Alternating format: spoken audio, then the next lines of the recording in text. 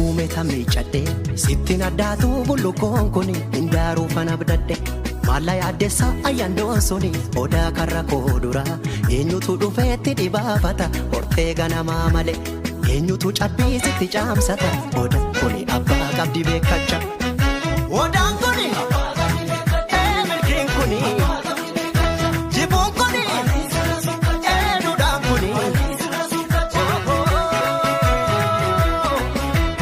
Jalatti hayyuun asaasa dhugaa jallattee sororsa gumee fi gumaani baasa harka dhiige qulqulleessa.